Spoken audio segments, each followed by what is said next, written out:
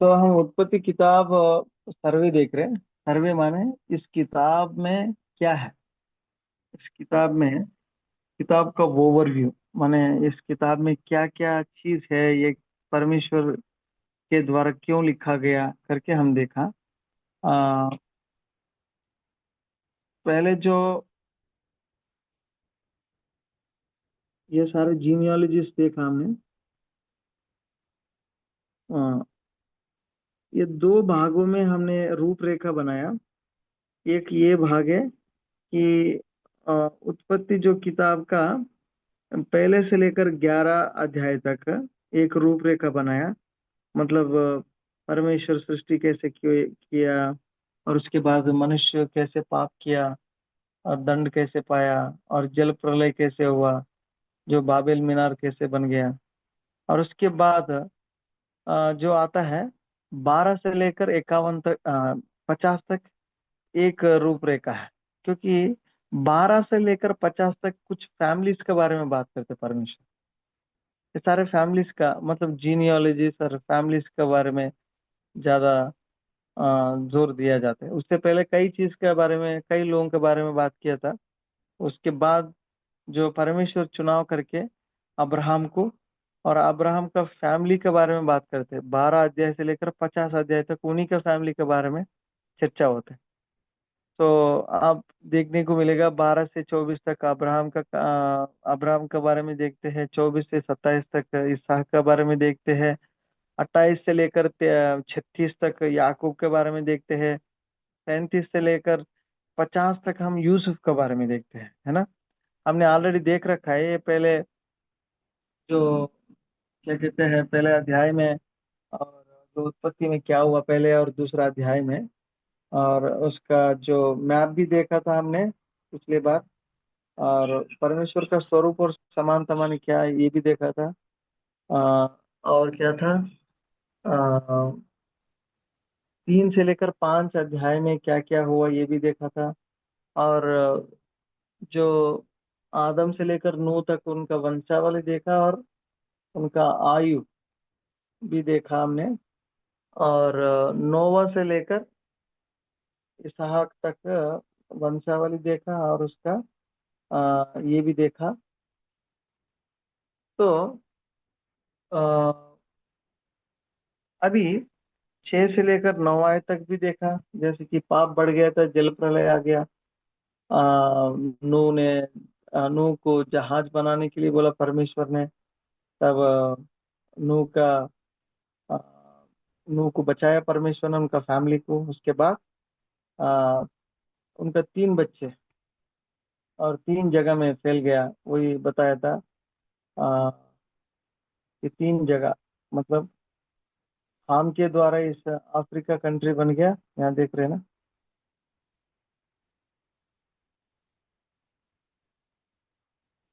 एक minute.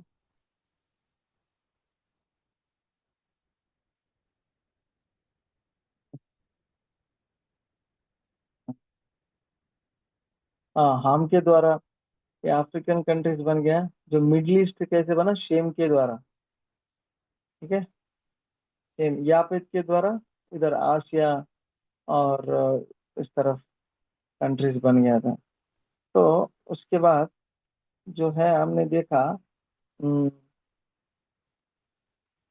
Flood zone माने, इससे पहले आता जो मैंने बोला उससे पहले आता है ये। माने फ्लड कहाँ हुआ, जल प्रलय कहाँ हुआ, इस जगह में हुआ था पहले। ये इजराइल की ये जगह है, छोटा सा जगह। हमने देखा ऑलरेडी ये इस जगह, इस बारे में चर्चा किया था कि यहाँ पे तो शेम, हाम। तो उसके बाद जो है उत्पत्ति 10 से लेकर 11 तक भी देखा। बाबेल मीनार बनाने के लिए मनुष्य इकट्ठा हो गया, घमंड आ गया उनका अंदर। परमेश्वर ने उनको तितर बितर करके अलग अलग भाषा आ, देकर और उनको वहां से हटा दिया परमेश्वर ने। उसके बाद आते हैं 12 से लेकर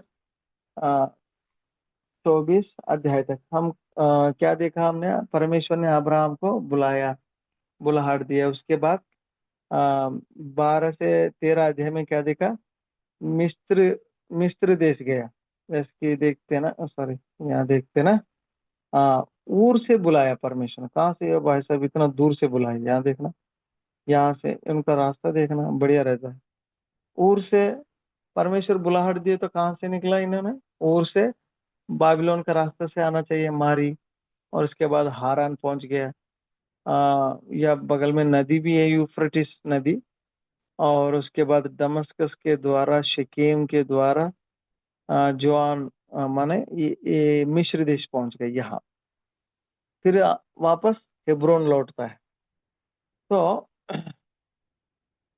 तो मिस्र देश में चला गया। और उसके बाद 15 अध्याय में देखे तो परमेश्वर की वाचा और वचन देखते हैं। परमेश्वर वाचा बंधा अब्राहम से। हमने ये भी देखा कि अब्राहम को क्यों चुना परमेश्वर ने। जो कई लोग, कुछ लोग नहीं है कि हम, कई लोग ऐसी व्याख्या करते हैं कि अब्राहम ने बहुत अच्छा भक्त है, इंसान है, तो इसलिए वो उनको चुन रखा है करके। नहीं, हमारा मेरिट का वजह से, हमारा अच्छे जीवन का वजह से प्रभु नहीं चुनता है। प्रभु अपनी मर्जी से चुनता है।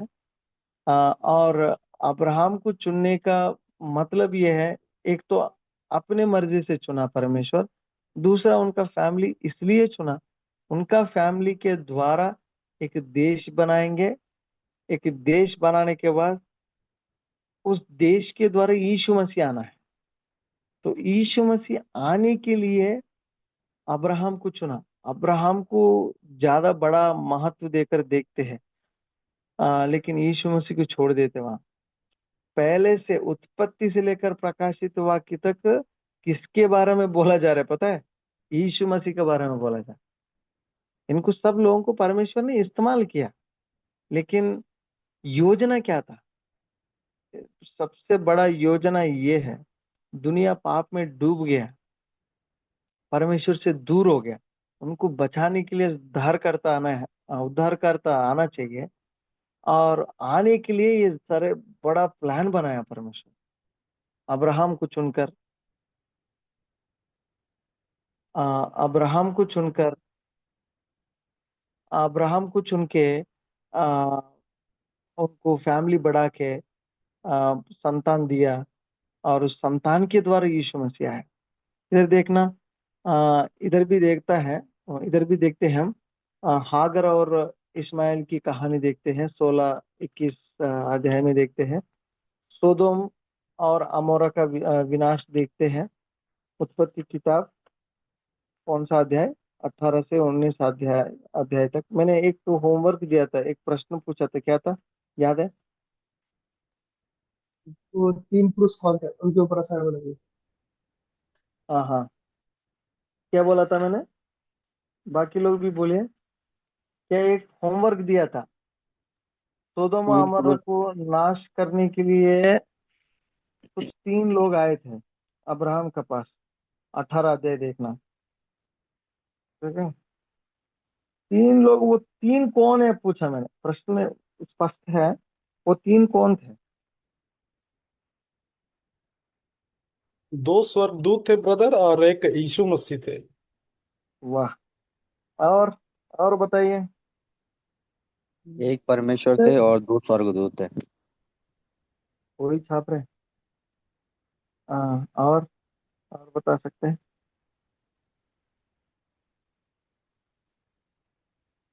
एक परमेश्वर बोल के कैसे सबूत है आपके पास? एक परमेश्वर है, 2 स्वर्गदूत है, कैसे सबूत है? कैसे आप साबित कर सकते हैं? पहले उसमें यहोवा परमेश्वर लिखा हुआ है, फिर हाँ, यहोवा करके वहां बोल रहे हैं, बात कर रहे हैं। जी। उन्होंने भी बोला ऐसे, अब्राहम भी ऐसे बुलाया। और स्वर्गदूतों को नहीं बोल सकते ना ऐसा। और बोलिए बोलिए बोलिए, कोई भी बोल सकते हैं। लेकिन जो वो तीन व्यक्ति उनके पास आए थे, उन्होंने अब्राहम को एक खुशखबरी दी थी कि अगले अगले साल की आपको एक बेटा होगा। हाँ बेटा, एक्चुअली क्या पूछना चाह रहा हूँ पता है मैं प्रश्न? अब्राहम के पास जो तीन व्यक्ति लोग हैं वो तीन कौन है करके प्रश्न ये है। वो तीन कौन थे? कई लोग बोला दो स्वर्गदूत है, एक उसमें परमेश्वर है। और और वो जो कैसे साबित कर सकते? हाँ, ये बात भी सही है कि ये बात भी सही हो सकती है कि एक परमेश्वर दो सरदूत, मतलब परमेश्वर तो त्रिएक है, तो परमेश्वर है और दो सरदूत है, क्योंकि जब सदोम और उमर में गए तो ये दो सरदूत गए थे। हाँ, त्रिएक नहीं है वहाँ, त्रिएकता नहीं आएगा वहाँ। परमेश्वर वहाँ वहाँ मतलब तीन लोग हैं इसलिए त्रिएकता नहीं आएंगे। वहाँ दो स्वर्गदूत थे, एक परमेश्वर है। मुझे ये जानना चाहता हूँ कि एक परमेश्वर है तो एक व्यक्ति, तो वो इंसान रूप में है नहीं तो कुछ और रूप में है? प्रश्न को उत्तर देना, जल्दी जल्दी देना, समय नहीं है, ये आज निपटाना है। इस वहाँ किताब को पे लेकर बहुत दिन हो गए। क्या बोलते हैं, जो वो है ना। हाँ, सरदूत के रूप में। हाँ, आवाज नहीं आ रहा आप लोगों का, थोड़ा सा जोर से बोलिए। इंसानी रूप में थे वो। इंसानी ये रूप में, लेकिन परमेश्वर का वचन कहता है अभी तक परमेश्वर को किसी ने नहीं देखा, देखे तो मर जाएंगे। वो महिमा में विराजमान है, फिर कैसे देखेंगे हम? यीशु मसीह के रूप में रहे होंगे। ये एक एक हाँ। चीज और है यहाँ पे। जैसे अगर आप उत्पत्ति पढ़ते हैं, जब वो पाप करते हैं, आदम हुआ, हाँ। तो जब वहां पे परमेश्वर बोलता है कि उनको आदम की वाटिका में से ऐसा ना किया अनंत जीवन का फल भी खाए और अमर हाँ। हो जाए, है हाँ। ना। तो वहां पे हाँ। ऐसा लगे कि हम में से एक के समान हो गया मनुष्य, हम में से एक के समान। हम्म। और यहाँ पर अगर हम पढ़े तो यह ने उसे दर्शन दिया और उसे हम्म। तीन पुरुष दिखाई दिए। तो यहाँ पे जो दर्शन वाला शब्द दिया गया वो ऐसे दिया गया जैसे कि मैं आपके घर पे आया और आपने मुझे बोला, यार मनोज बड़े दिनों बाद तुम्हें दर्शन दिए आज। हम्म। ये सपने वाला दर्शन नहीं है, ये प्रत्यक्ष सामने देखा था किसी को। ये जैसे हम टेम्पल में जाते हैं, कहते हैं हम दर्शन करने जा रहे हैं, तो ये वाला हम्म। सेंटेंस है। और क्या बोलते हैं यहाँ पे जो उसके लिए यहोवा शब्द दिया गया, उसके लिए वहां पे एडोनाई यूज किया गया है, हम्म। तो एक पुरुष के लिए है ना। जो दर्शन और माने एक मिनट एक मिनट, मनोज भाई, आप जो बोला सही है अदोनाई के बारे में। जो हम्म, दर्शन बोला ना, लिटरल शब्द क्या इस्तेमाल किया गया वहाँ? दर्शन माने वो स्वप्न में कर रहे हैं, नहीं तो डायरेक्ट आमने सामने हो रहे हैं? वहाँ क्योंकि डायरेक्ट पे वो आमने सब सामने। वहाँ खा आपने रहे, हाँ, खाना भी क्योंकि खा रहे थे, बात भी कर हाँ, रहे थे, देख रहे, उनको देख रहे भी है उनको, पेड़ का नीचे बिठाया भी है। हम्म, क्योंकि अगर हम इब्रानी में वहाँ पे एडोनाई यूज किया, अडोनी नहीं। अडोनी किसी को ले हम्म। भी बोल सकते हैं, मनुष्यों के लिए बोला जाता है, प्रभु ईश्वर करके। और हाँ हाँ हाँ। एडोनाई के लिए परमेश्वर के लिए इस्तेमाल किया जाता है, सही बात। ऐसे ऐसे करके। तो सही बात, मतलब एक तो यहोवा करके वहीं इस्तेमाल किया। अदोनाई कहते हैं। अदोनाई माने मास्टर, मास्टर हम्म, माने ये मालिक। और अगर हम तो हिब्रू में देखें तो 19 पद में उन्हीं दो स्वर्ग, जो दो और थे, उनके लिए मलाखीम हम्म। इस्तेमाल किया है, जो केवल स्वर्गदूत के लिए इस्तेमाल होता है। और हम्म। तीसरे पुरुष के लिए मलाखीम इस्तेमाल नहीं किया, उसके लिए एडोनाई इस्तेमाल किया गया है। हम्म।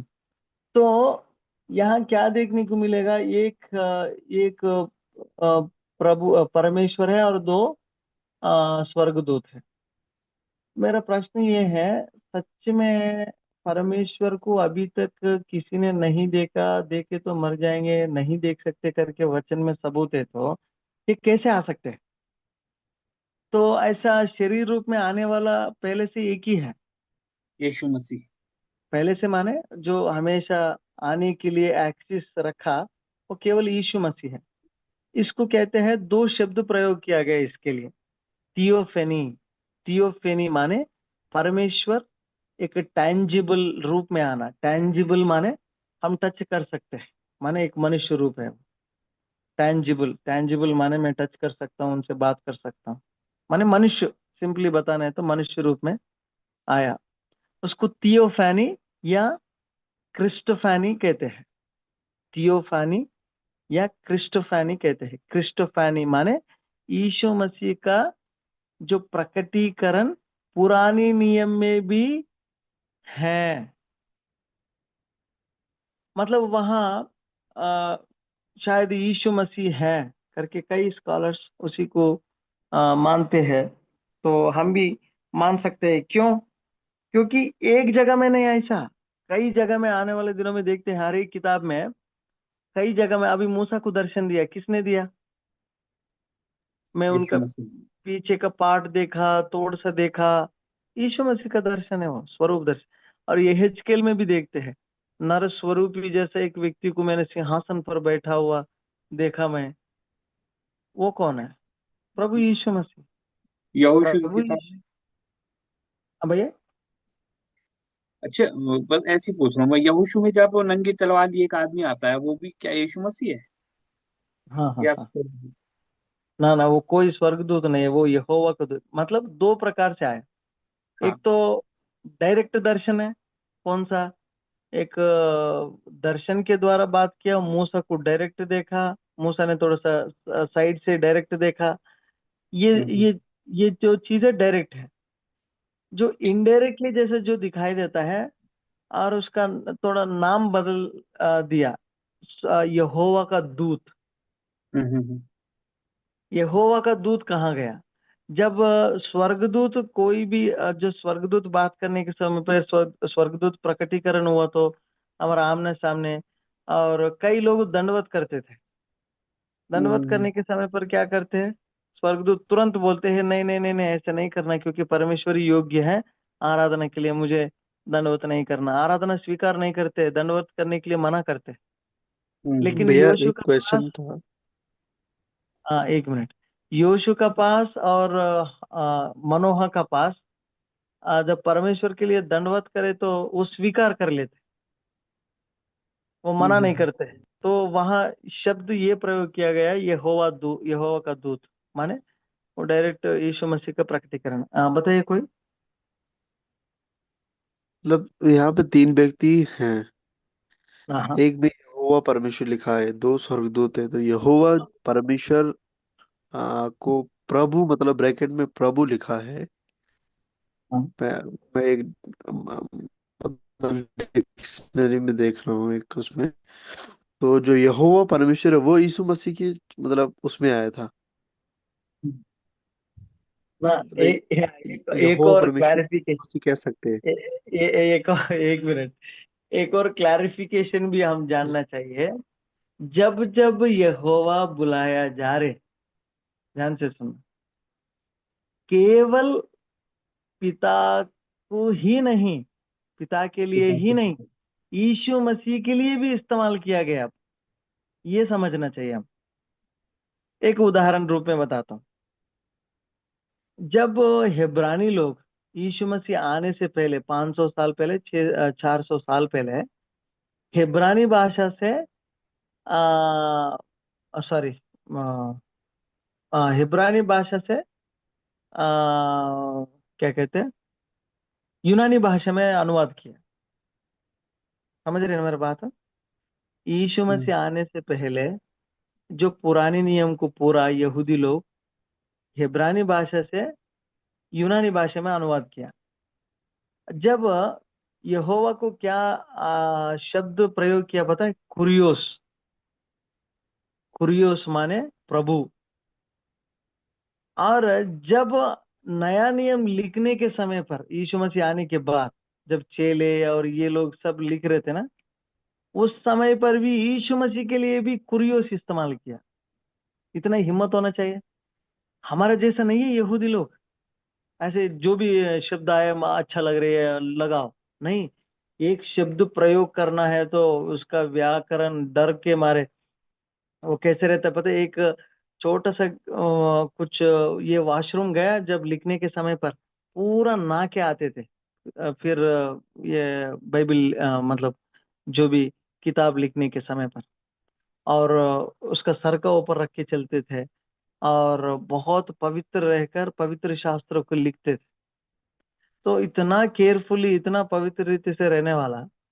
तो पुराने नियम में जो भी लिख रखा है हेब्रानी भाषा में अनुवाद करने के समय पर कुरियस लिखे, तो यीशु मसीह को कुरियोस क्यों लिखना है? दूसरे से शब्द इस्तेमाल कर सकते हैं। इक्वली किया गया, माने हमारा परमेश्वर त्रिएक परमेश्वर है, पुत्र भी परमेश्वर है, पिता भी परमेश्वर है, पवित्र आत्मा भी परमेश्वर। एक और चीज, दूसरा पॉइंट ये है, कई लोगों को गलतफहमी क्या पता है, पुराने नियम जहां जहां यहोवा लिखा गया वो पिता है, फिर यीशु मसीह आने के बाद नया नियम में यीशु मसीह करके लिखा गया, ये यीशु मसीह है करके वो कई लोग समझते हैं, ये गलत फहमी है। यीशु मसीह भी पुराने नियम में बात किया, उनके लिए भी यहोवा करके बोला गया। यहोवा मतलब क्या है? I am that I am, मैं जो हूं सो हूं। वो तीन लोगों को, मतलब तीन क्या बोलते, त्रिएकता में तीन व्यक्तियों को ये लागू होता है। पिता भी सृष्टि करता है, पुत्र भी सृष्टि करता है, पवित्र आत्मा भी सृष्टि करता है। पिता भी अनंत है, पुत्र भी अनंत है, और पवित्र आत्मा भी अनंत है। आप ट्रिनिटी डॉक्ट्रिन पढ़ेंगे ना, ट्रिनिटी का सिद्धांत, उसमें आप देखने को मिलेगा, आप अच्छे से सीख सकते हैं। ये दूसरा पॉइंट है। तीसरा पॉइंट ये है, जैसे कि मूसा को दर्शन दिया, जब मूसा क्या बात करने लग गया, फिर यहोवा करके बोला ना, संबोधित किया ना। फिर यही है कि एक और चीज, पिता भी बात किया, पिता ने भी बात किया।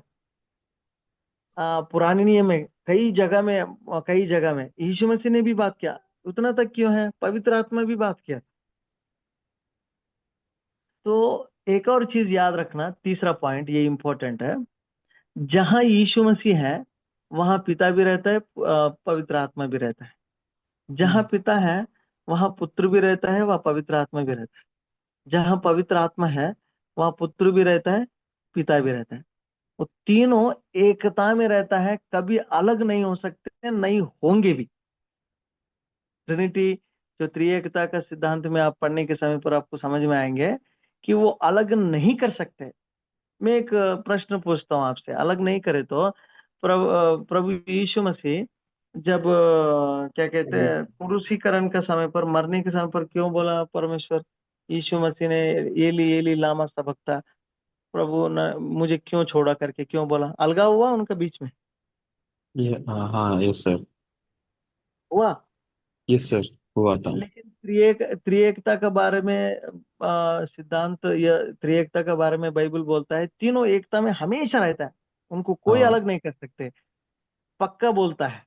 वो तो इसीलिए वो अलग कैसे हो गया? वो इसीलिए है कि उस समय पे यीशु मसीह ने क्रूस पे सारे दुनिया का पाप उसी के ऊपर लिया था। और and God is holy and in front of him no sin can be there, so अलग होना पड़ा हमारे लिए उस समय पे। कॉन्ट्रडिक्शन हो रहे हैं ना, विरोधाभास हो रहे हैं, विरोधाभास। कैसे है? वहां एकता में हमेशा रहते हैं, यहाँ हम्म। अलगाव हो रहे करके हम बोला, मतलब अलग हो गया, मतलब दूर हो गया। 1 सेकंड के लिए, 2 सेकंड के लिए कुछ प्रचारक करते हैं, हम्म। वास्तव में अलग नहीं हुआ वहां। जो जो दर्द से बोल रहे एली एली लामा सबकता, वो शरीर रूप में बोला, आत्मा में तो हमेशा एकता में रहता है। ओके। शरीर को तो दर्द हुआ, और जो जान निकल रहे शरीर से, क्या कहते हैं, जो पाप का स्वभाव को देखकर घृणता, घृणा करके परमेश्वर यीशु मसीह ने ये चीज बोला।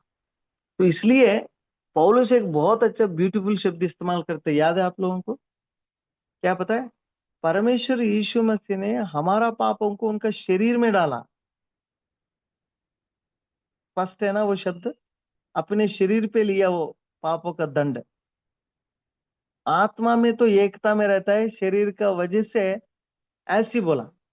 समझ में आया जो बोलना चाह रहा हूं मैं?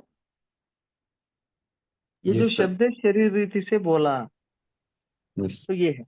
तो त्रिएकता, तो इसलिए गलतफहमी ये बहुत लोगों का पास है कि जो पुराने नियम में पूरा पिता है और नया नियम में पूरा यीशु मसीह अभी जो है पवित्र आत्मा। नहीं नहीं नहीं, हर जगह में दो तीनों एकता में रहते हैं। हाँ भले उनका जब बात आए वो बात करते, इसका मतलब नया नियम में पिता नहीं बात किया? हाँ बात किया।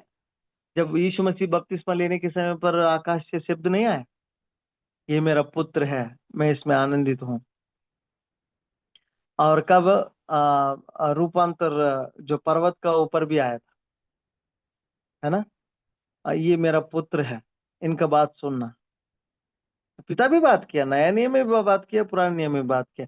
पुराने नियम में भी पवित्र आत्मा बात किया, यीशु मसीह ने भी बात किया।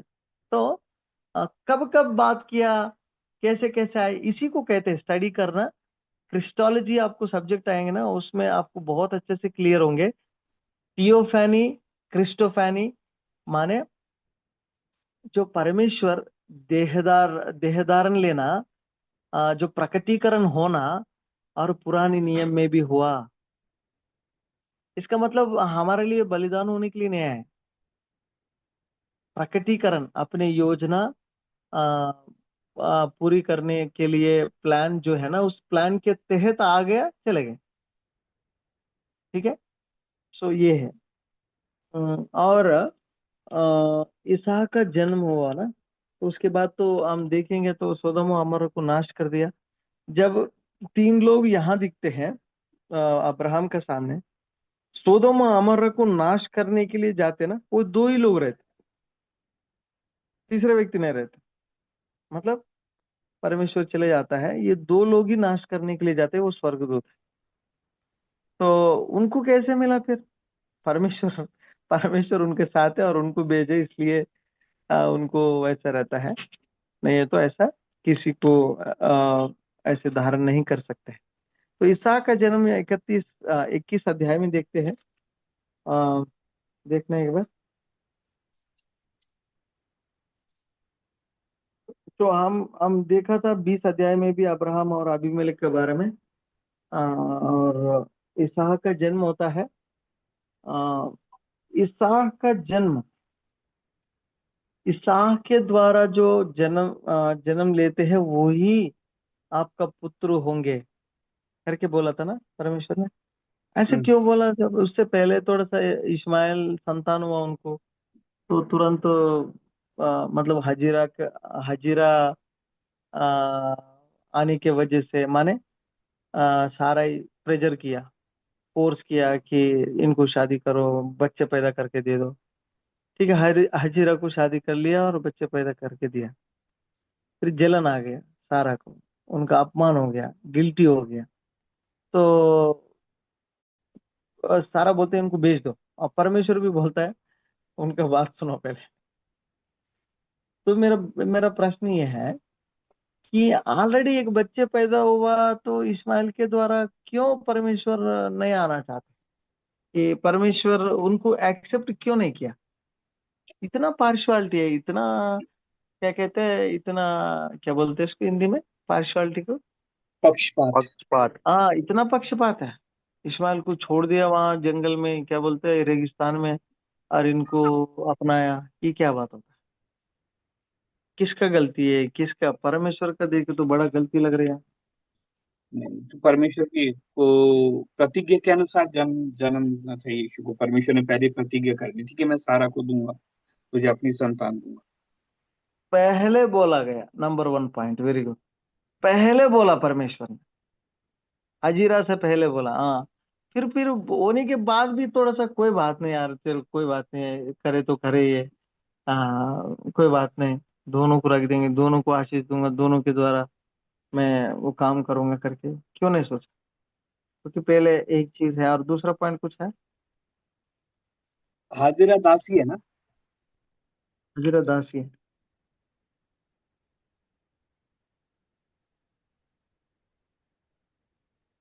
यीशु मसीह ये आने के लिए परमेश्वर योजना बनाए, तो उस योजना को, उस योजना से भटक के इधर उधर गए तो परमेश्वर एक्सेप्ट नहीं करता है। गलती अब्राहम का, सारा का है, गलती हम्म। परमेश्वर का नहीं है। जब दूंगा करके बोलो तो देंगे बस। वो कभी भी 120 नहीं, 200 साल में भी दे सकते परमेश्वर। 100 साल छोड़ दो, 200 साल में भी, 1000 साल के बाद भी दे सकते हैं। 1000 साल भी जिला के और उनको दे सकते हैं बच्चे। लेकिन थोड़ा सा प्रेशर का वजह से कॉम्प्रोमाइज हो गया और उसका परिणाम भी भुगतना पड़ते, पता है। इस्माइल का जो संतान को भी परमेश्वर मजबूत करूंगा करके बोला। कुछ लोग कहते हैं स्कॉलर्स, और उनके द्वारा ये कई राज्य उत्पन्न हुआ, उसके द्वारा बहुत लड़ाई और झगड़ा होता है उससे करके। तो इसहाक के द्वारा जो होता है वो ही आपका संतान करके बार बार कहा गया है, वो वायदा है, वाचा भी बांध रखा। तो परमेश्वर अपने वाचा को वापस लेने वाला, अपनी योजना को खराब करने वाला, जो भी बोलता है परमेश्वर परफेक्टली बोलता है, सही बोलता है, ठीक से बोलता है, सच्चाई से बोलता है। ए तुझ कोई बात नहीं यार, ऐसे हो गया, चलो चलो चलो यार, ऐसे करने वाला परमेश्वर नहीं है। कई लोग, कई बार हम सोचते हैं हमारा परमेश्वर के बारे में बहुत हल्के में लेते हैं।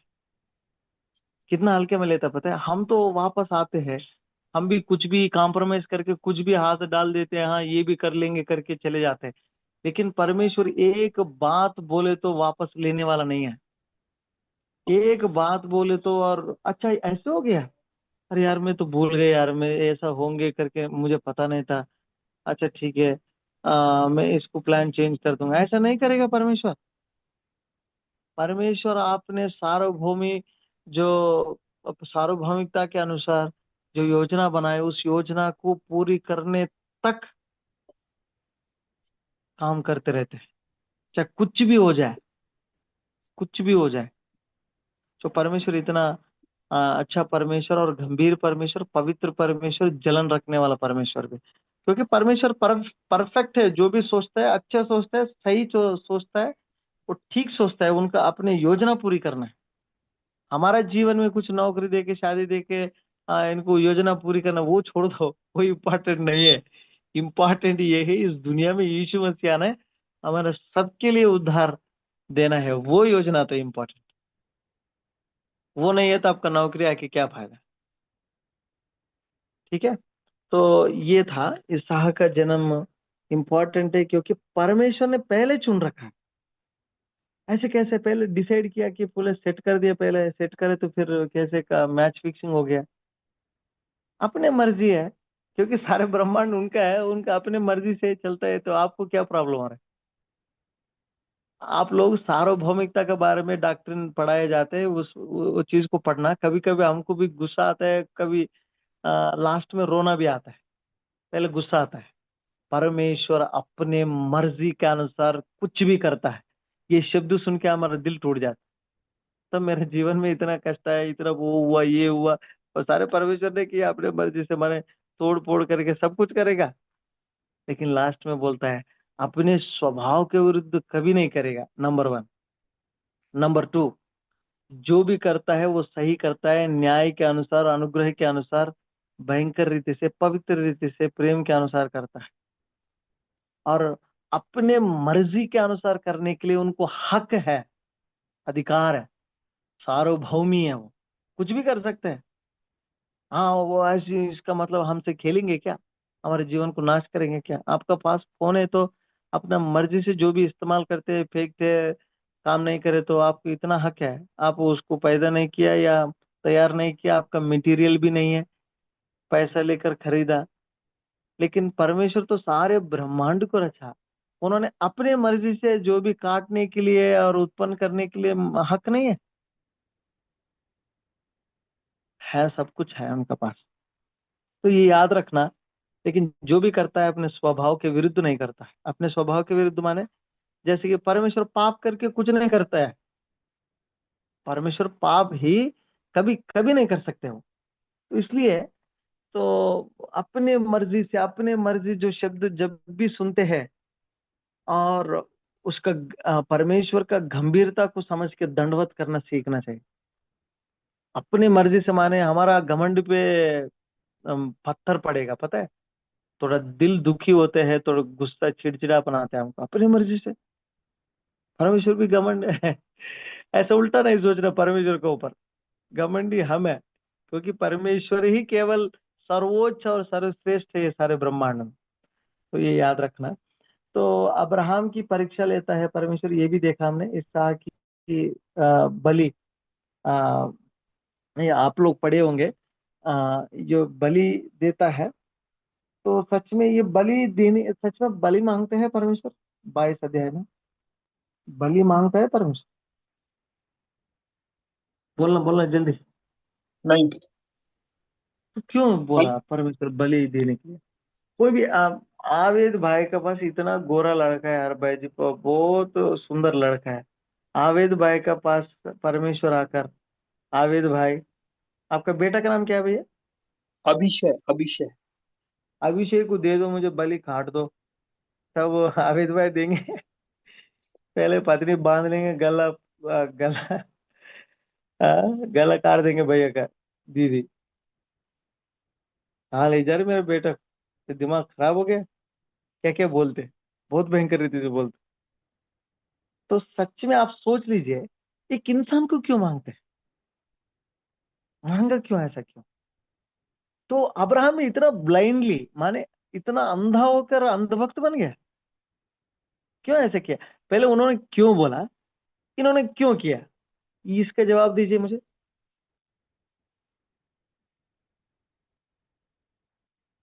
परमेश्वर मुझे ने ऐसे लगता है क्यों कहा? परमेश्वर अपनी योजना को प्रकट करना चाह रहा था। हाँ, परमेश्वर अपने योजना को प्रकट करना चाह रहे हैं। और बाकी लोग भी बात करना, थोड़ा सा नींद से जगिए भाइयों बहनों। विवेक भाई, सुधीर भाई, त्रिवेंद्र, नींद आ रहा बच्चा?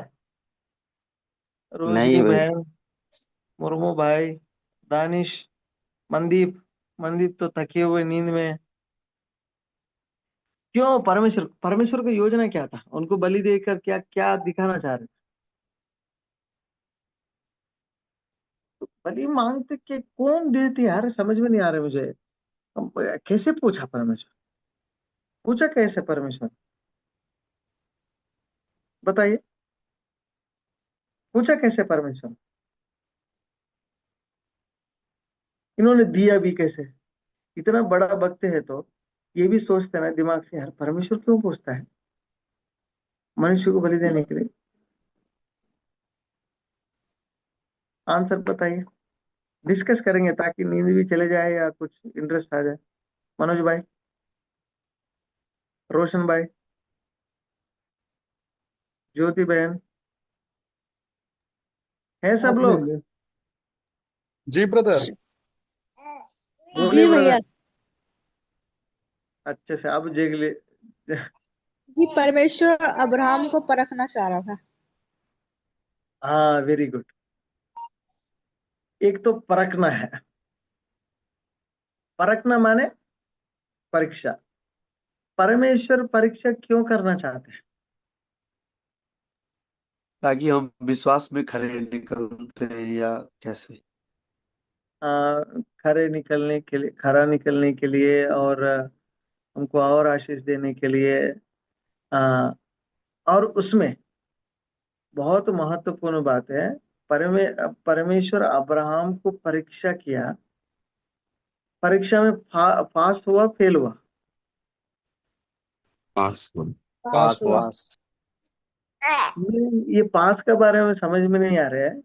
इतना अंधभक्त बन के बलि चढ़ाने के लिए ले गए, ऐसे कैसे हो सकता है? अभी संदीप से बोलेंगे आपका लड़की को लेकर आओ, वो खुद मर जाएंगे। मैं नहीं दूंगा प्रभु। वो लड़की को पकड़ के वो कहीं विदेश भाग जाएंगे, योना का जैसे। है संदीप? वो लड़की है, फिर ज्यादा है, पापा का परी होता है। तो बताइए।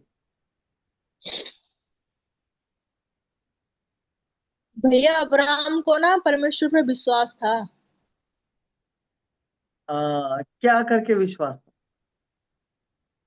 उसे ये पता था कि परमेश्वर मेरे बेटे को दोबारा जीवित कर देगा।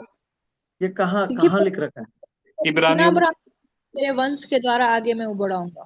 तो अब्राहम को आ, पहले प्रतिज्ञा दी। इब्रानी पत्री 11 अध्याय में लिख रखा है, हमको वहां पता चलता है। इतना हिम्मत कैसे हुई है इनको?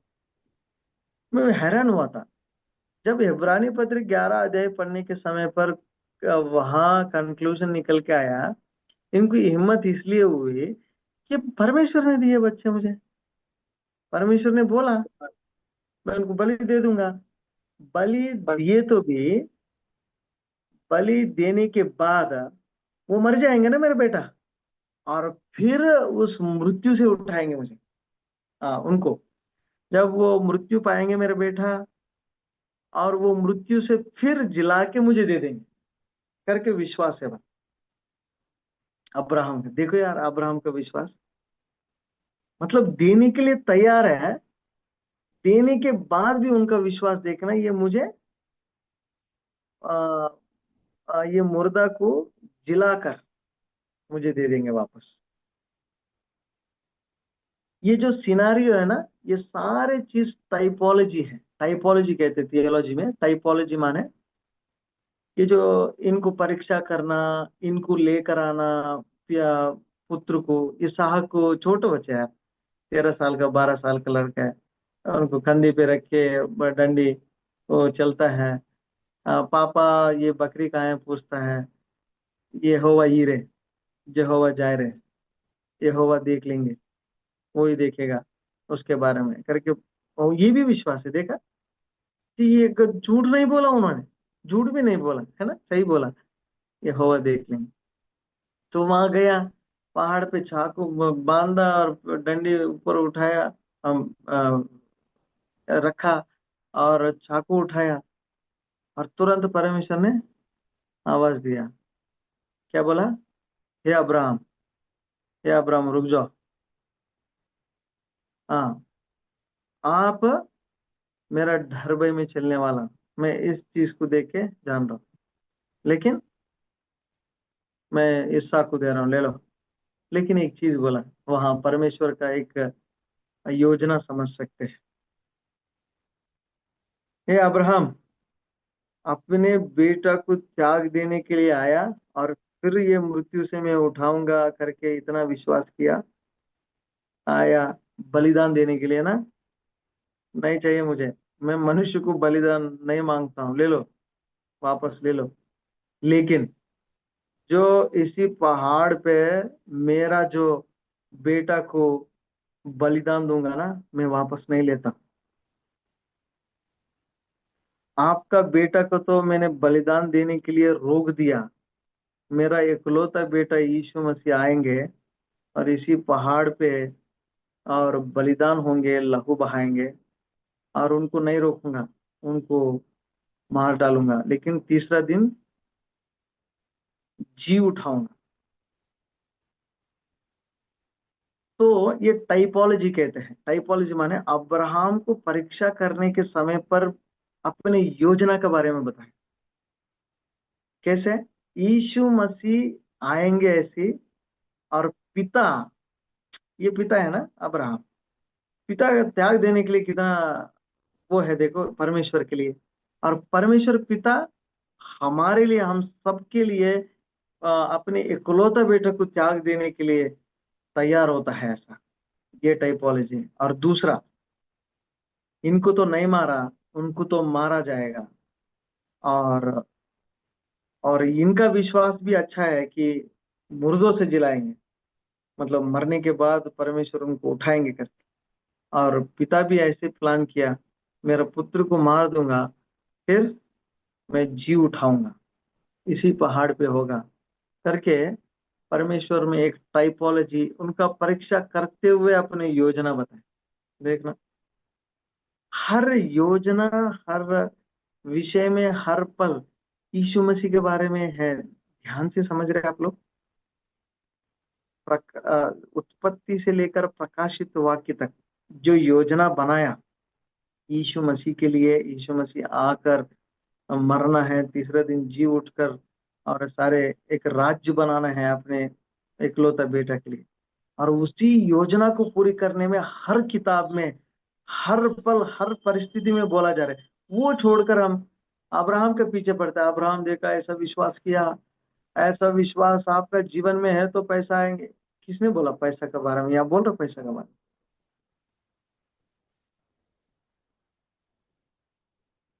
परमेश्वर, आपका परमेश्वर कौन है आपको पता चले तो पैसा पूछे छोड़ देते, पहले पैसा छोड़, कोई बात नहीं, परमेश्वर नहीं दिए तो मैं जीऊंगा नहीं, वो है तो थोड़ी ना मुझे आ, जीवन मिलेगा। आपका मुंह से निकला हुआ वाणी से मैं जीता हूं। तो विश्वास देने वाला भी परमेश्वर है।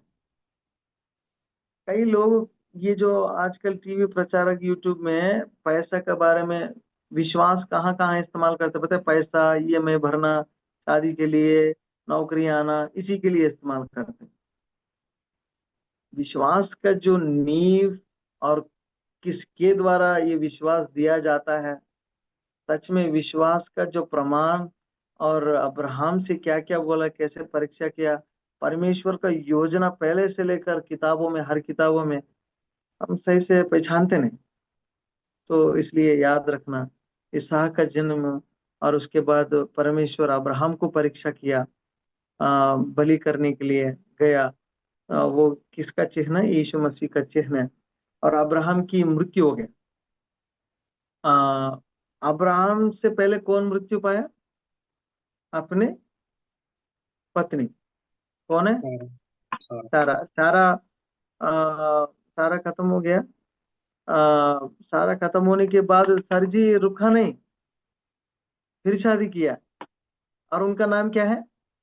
हाजिरा, ओ सॉरी, कतूरा था शायद, केतुरा। केतुरा। कतूरा। केतुरा से शादी की। एक और चीज देखेंगे इधर, एक और मैं कुछ और चीज बताना चाह रहा हूँ। कई बार जब अब्राहम के बारे में मनन करते हैं वचन, कई बार बहुत पॉजिटिव ले लेते हैं लेकिन नेगेटिव छोड़ देते हैं। नेगेटिव भी उतना इम्पोर्टेंट है, परमेश्वर ने वचन में लिख रखा है। जब अब्राहम ने विश्वास किया और वायदा परमेश्वर ने उनको दिया और चलाया, बढ़ाया, बहुत कुछ हुआ, बहुत वही चीज प्रचार करते। अब्राहम का गलतियां और कितने कहाँ कहाँ उन्होंने गलत किया, वो भी प्रचार करना चाहिए। मिस्री देश जाके वहां झूठ बोला, नंबर 1। नंबर 2, पत्नी का दबाव में एक गलत काम किया, परमेश्वर के ऊपर भरोसा सही से नहीं रख पाए। भाई यार झंझट हो रहा है। हाँ, परमेश्वर के ऊपर भरोसा है, लेकिन कभी कभी उतावलीपन में यार इनका दिमाग खराब करे, पत्नी करो यार करो, फिर पत्नी ही उल्टा बोला पति निकाल ले। ये क्या? पत्नी ही बोला लेके आके दिया, और किसी पुरुष की यहाँ पत्नी आके कोई और लड़की से शादी करवाए तो और कितना पसंद है। संदीप आता है, मोनिका लेकर आया आपके लिए एक लड़की है यार, ये भी चाहिए, मैं भी चाहिए, मैं भी रहूंगा। अरे यार, मेरी पत्नी दे रहा और मुझे क्या क्या चाहिए है? लगता है हंसी आ रहे हैं। मोनिका बगल में है तो देखना, याद रखना। तो तो क्या सोचे होंगे पता नहीं, लेकिन याद रखना, यहाँ अपनी का कुछ वहां भी गलत। वॉइस ब्रेक हो रही है, सारी सुनाई नहीं दिया, अभी वॉइस वॉइस ब्रेक हो ब्रेक रहे हो रही हैं। है। अब ठीक है, इससे पहले अच्छा, वाला मेरा सुनाई नहीं। जो वीडियो ऑफ करे तो मेरा आता है, क्योंकि दो दो कनेक्ट किया ना डिवाइसेस, थोड़ा लोड हेवी लेता है। तो तो ये है कि उसके बाद भी शादी किया। आप लोगों को एक डाउट आएंगे, अरे पुराने नियम में तो परमेश्वर कुछ नहीं बोला ना, तो क्या प्रॉब्लम है? अच्छा, इसहाक कितने शादी किया? इसहाक एक ही शादी करी, 2-3 किया। तो एक। इन्होंने क्यों किया एक शादी? नूह कितने लोगों को किया? वो भी एक ही शादी करी। तो उन्होंने क्यों किया एक शादी? 600 साल दिए, इन्होंने तो 175 है। मतलब हम सोचते हैं हाँ, उन दिनों में आंख बंद कर दिया परमेश्वर ने, कोई बात नहीं। गलत तो गलत है। तो उनका गलतियां भी उठा के हम सीखना चाहिए, केवल पॉजिटिव नहीं। बहुत गलतियां उन्होंने किया, मिस्टेक्स किया, उस मिस्टेक्स को भी उठा के हम सीख सकते हैं। और क्या है, अब्राहम की मृत्यु हो गया।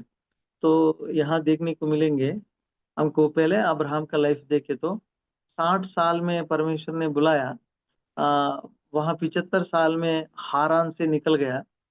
तो 86 साल में इस्माइल को पैदा किया, 100 साल का वर्ष में इसहाक को पैदा किया, और शारा 100 क्या बोलते हैं 37 में मर गया। और अब्राहम ने 175 वर्ष में मरे। ठीक है, ये था। और एक इसके बाद सवाल चौबीस, करती हूँ। बोलिए। ये एक थोड़ा सा एक कंट्रोवर्सी है इसमें सवाल हाँ में ना हाँ कि अब्राहम के बारे में लिखा हुआ 100 साल का था, 100 साल से मतलब आदमी संतान उत्पन्न नहीं कर सकता। हाँ हाँ फिर अब ये जब सारा मर गई, इसने दूसरी शादी करी, तो इस समय अब्राहम की उम्र 175 या 175 साल जिया ये। तो हम्म। यहाँ भी लिखा हुआ उसको और भी बच्चे हुए, फिर उसने बच्चे कैसे पैदा किए फिर? या तो फिर परमेश्वर तो इंतजार कर सके जब तक वो अयोग्य ना हो जाए इसके, तब तक परमेश्वर ने बच्चा नहीं दिया। एक्चुअली शायद शारा में प्रॉब्लम होंगे, अब्राहम में नहीं हो सकता है, क्योंकि अब्राहम जब हजीरा से मिले तो उनको बच्चे पैदा किया। हाँ तो इसलिए वो गिल्टी हो गए ना, तब उनका पकड़ा गया कि यार छी यार, मेरा अंदर कमी है और इनका अंदर नहीं है, हाँ, वो जैसे कि लिखा हुआ होता है है ना देखो, परिवार में। रोमियो 4:19 में लिखा हुआ है, वह जो 100 वर्ष का था और अपने मरे हुए से शरीर और सारा के गर्भ की मरी हुई सी दशा जानकर भी विश्वास में निर्बल न हुआ। हाँ, मैंने एक बार बोला था भी ये, आजकल प्रचार किया मैंने। तो ये रोमी पत्री 4वें अध्याय में ऐसा है कि वो सोचता है कि बल अब्राहम नहीं यार, मेरा शरीर देख के तो मरे हुआ, मेरा पत्नी का भी देखे तो मरे हुआ, उनका साइकिल रुक गया। वास्तव में स्त्री लोगों को 50 साल आए तो साइकिल रुक जाता है महीने महीने। तो तो कैसे हो सकता प्रभु? उनका साइंटिफिकल क्वेश्चन था वहां, विश्लेषण कर रहे। किसी इंसान को भी कोई भी बोले तो यार होंगे नहीं होंगे, कैसे होंगे, कब होंगे, कैसे हो सकता है? रेशनली और लौकिक रीति से, साइंस से या इधर उधर से हम भी खोजते, वैसे ही उन्होंने भी किया। लेकिन बाद में क्या किया बल? अरे, परमेश्वर को सब कुछ साध्य है, जो वायदा किया वो करने के, पूरा करने के लिए सामर्थ्य है करके उसका सामर्थ्य के ऊपर विश्वास किया करके 14 अध्याय में लिख रखा है। माने शायद पुरुष का तो कभी कभी बुढ़े लोग भी, कुछ लोग स्ट्रांग रहते हैं, या उनको भी स्पर्म सेल्स अच्छा रहते हैं, उनका कोई प्रॉब्लम नहीं रहते। और प्रॉब्लम है तो भी परमेश्वर ने उस शक्ति दिए होंगे, तो उसी वजह से वो केतुरा को बच्चे पैदा किए, उनको भी संपत्ति बांटा, कई चीजें हुआ। दो चीजें। ठीक है, ठीक है भाई।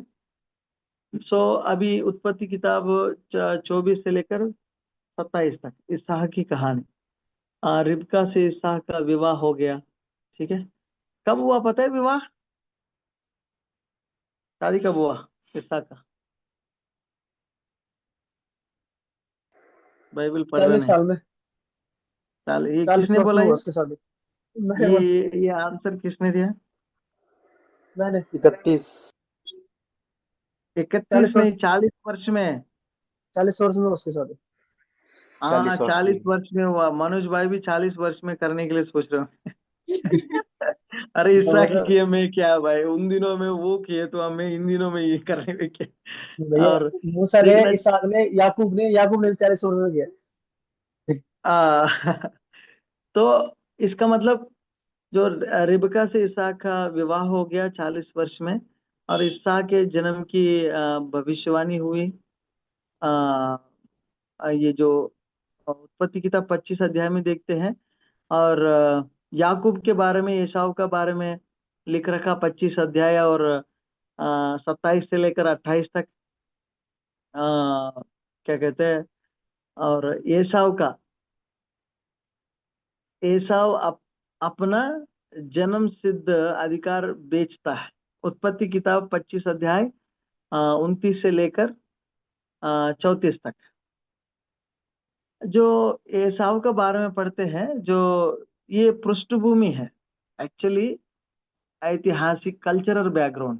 जैसे कि उन दिनों में जो भी बड़ा बेटा है घर में, जो बड़ा होता है, उनको 2 गुना संपत्ति हर चीज में बांटा जाता है, 2 गुना। तो इसलिए ये कहाँ से सीखा ये लोग? क्योंकि वहां की कल्चर था, वहां की कल्चर में ये परमेश्वर ने मतलब वहाँ तुरंत आगे का रूप में कुछ नहीं दिया, लेकिन वहाँ की कल्चरल बात है। तो इसलिए जब पृष्ठभूमि में पढ़ा था हमने, जैसे कि ऐतिहासिक बैकग्राउंड और कल्चरल बैकग्राउंड पहले पहले हमने जो पढ़ा, उसमें भी एक और चीज बताया था मैंने। तो इसलिए उन्होंने क्या, यार मुझे, मैं जान निकल रहे अभी, तो पहले दे दो मुझे खाने के लिए, करके बेच देता है।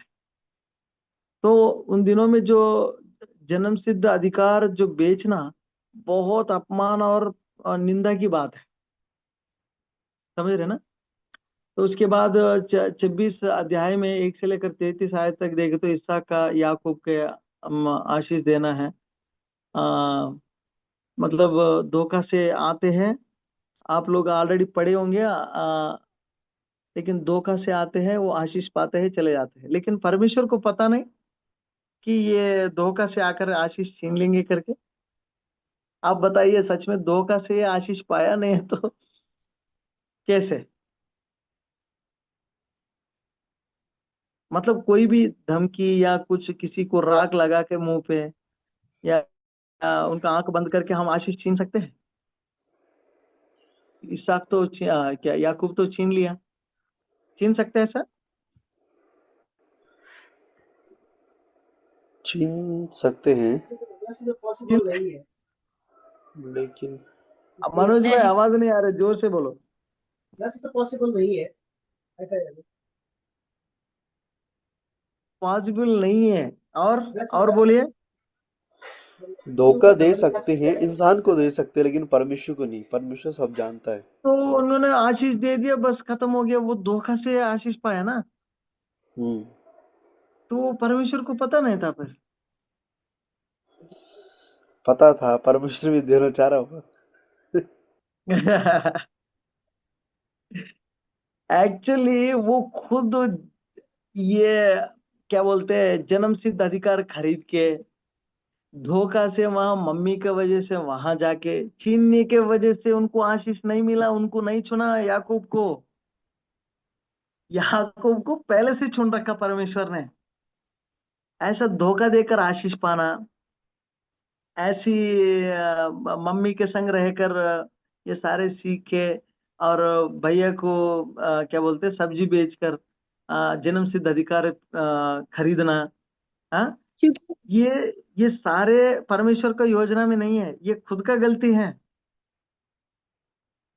तो हम सोचते हैं, यार इन्होंने इतना किया फिर भी परमेश्वर इनको चुन लिया, इतना आशीष दिया, माने हम भी ऐसा कर सकते हैं? ना ना ना ना ना ना ना।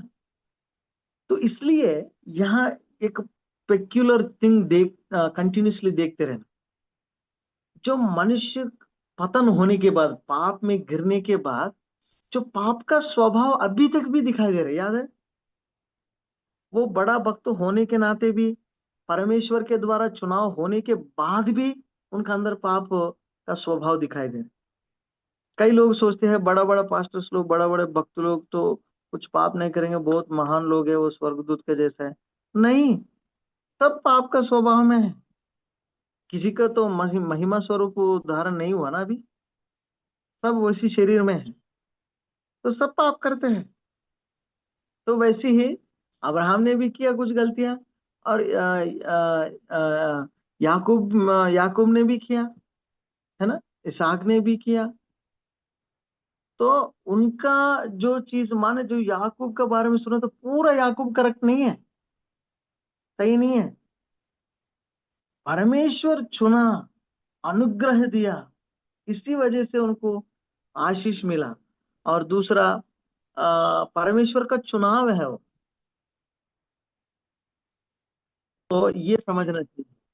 तो डिस्टर्बेंस हो रहा है।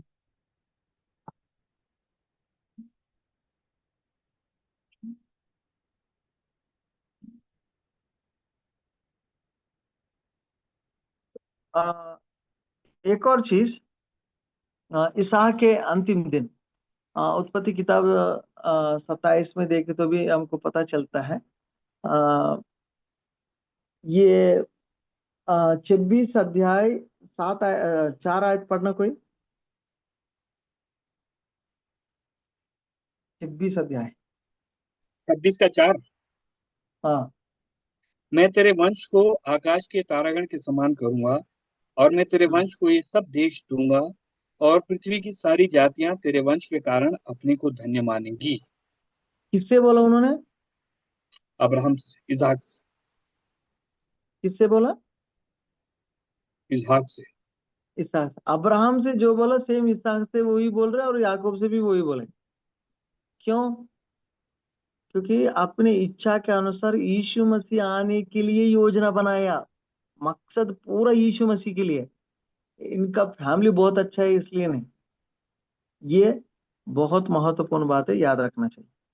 और अंतिम दिन, ईसा के अंतिम दिन देख सकते हैं 27 अध्याय में।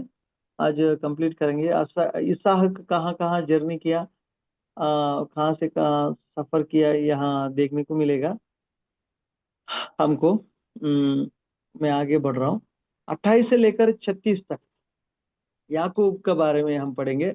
लाबान के पास भाग जाता है क्योंकि भैया मारने वाला है, तो गुस्सा आ गया उनको, तो आशीष छीन लिया, वहाँ जन्म सिद्ध अधिकार बेच दिया, उन्होंने दे दिया। तो इसी वजह से उन्होंने क्या किया, भाग गया वहां से। कहाँ?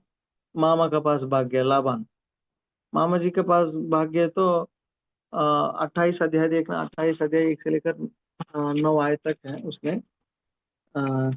एक मिनट। और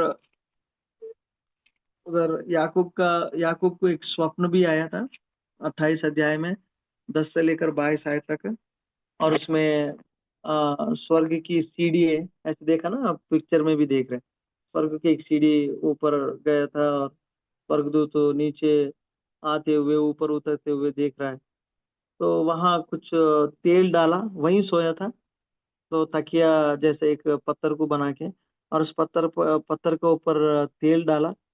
और बाद में वही जो है परमेश्वर का मंदिर बनाने के स्थान हो गए, वही यरूशलेम का जो स्थान है, जो मंदिर बनाया हुआ स्थान वही था। तो उसी जगह में ये स्वप्न पाया था। और इसके बाद जो है क्या कहते हैं, लाबान के यहाँ याकूब की सेवा। तो मामा के पास जाके क्या किया उन्होंने? किसका सेवा क्या किया? मामा के लिए, मामा के पास रहकर, मामा जी के पास रहकर, और सेवकाई किया। वहाँ कैसे सेवकाई किया बताइए, क्या सेवा किया? बकरी चराया। बकरी चराना। किसके लिए किया बकरी चराना? अपने लिए की, शादी कर ली उसने। शादी के लड़की के लिए की। हम्म, आ, लड़की के लिए की, मोहब्बत हो गया राहेल से। सॉरी, हाँ। आ, वहाँ उनका मामा भी बहुत खतरनाक है। और ये धोखा देने वाला है, तो वो और खतरनाक है, और धोखा देने वाला। और वो तो लिया को पकड़ा दिया रात में। और फिर राहेल के लिए चाहिए तो फिर करो। फिर सर जी थोड़ा होश में आकर और डबल कर दिया उन्होंने। कोई बात नहीं, मैं इनके लिए जीता हूँ, इनके लिए एवरेस्ट भी चढ़ जाता हूँ। कैसे देखना, माने जो इसहाक के बाद जो याकूब है, जो याकूब का डर के मारे वहां मामा का पास जाकर इतना वो किया, वो करने के बाद भी परमेश्वर उनको नहीं छोड़ा। जो चुने हुए लोगों का जीवन में देखना, उनका ध्यान से, परमेश्वर को पकड़ के रखा, और पाप भी बीच बीच में करते रहा। मतलब हर चीज के लिए याकूब सही नहीं है। ये मत सोच लीजिए कि पूरा याकूब बोल दो याकूब का परमेश्वर ये बहुत बड़ा है याकूब ना। याकूब भी गलती किया। तो याकूब को क्यों चुना? यीशु मसीह उनका संतान के द्वारा आना चाहिए, नंबर 1। नंबर 2, याकूब को चुना इसलिए परमेश्वर उनको खोने दिया? नहीं। चाहे कितना भी गलती करे, और फिर परमेश्वर का पास आते रहा, और फिर मजबूत होते रहा, अधिकतर बढ़ते रहा, है ना। तो वो उनका जीवन में, हम याकूब का जीवन में देख सकते हैं। पहले जैसे जितना धोखा देता था, जब बाद में कितना बदलावट आ गया उनका जीवन में, तो उतना सुधर गए। क्यों? परमेश्वर का चुनाव का वजह से, अपने योजना को पूरी करने के लिए, यीशु मसीह उनका संतान में आने के लिए परमेश्वर ऐसा कार्य करता है। तो और देखना याकूब का प्रस्थान और संघर्ष हम 31 अध्याय में देखते हैं। क्या कहते हैं 31 देखना एक बार। याकूब का लाबान के पास से भागना होता है। तो भागने के समय पर एसाव उनका बड़ा भाई जो है, तो उनके थ्रू जाना पड़ेगा। फिर डर आ गया उनको। डर आ गया तो क्या किया, तो आप पहले जाइए। कुछ दास दासी लोगों को पहले रखा, बाद में कुछ और लोगों को रखा, बाद में कुछ और लोगों को रखा, और लिया को रखा। माने थोड़ा इतना सुंदर नहीं है ना, मोहब्बत से ये शादी थोड़ी ना की, जबरदस्ती पकड़ा इसलिए आगे रखा थोड़ा। उसका पीछे लास्ट में रखा है इनको, मोहब्बत से जो शादी किया राहेल को। और बाद में ये लास्ट में ये सब निकल जाए, मैं पीछे रहता हूँ। तो ऐसे होकर क्या किया उन्होंने, एक प्रार्थना किया। आपके लिए एक प्रश्न है मेरा, आपके लिए होमवर्क भी है, जस्ट होमवर्क है, लेकिन असाइनमेंट भी देता हूँ बाद में आपको। ये पूरा उत्पत्ति किताब का सर्वे लिखना है, आउटलाइन एंड सर्वे। तो ये जो रात को प्रार्थना करने के लिए बैठा, संघर्षण हुआ, एक व्यक्ति जैसा दिखाई दे रहे, और लड़ाई हुआ, और लात मारा उन्होंने, और इनका क्या बोलते हैं इसका, थाई थाई को क्या बोलते हैं हम हिंदी में, जांग। जांग। हाँ जांग तोड़ दिया उन्होंने। माने थोड़ा सा नस वो हो गया। फिर परमेश्वर क्या बोलता है उस समय पर, याद है,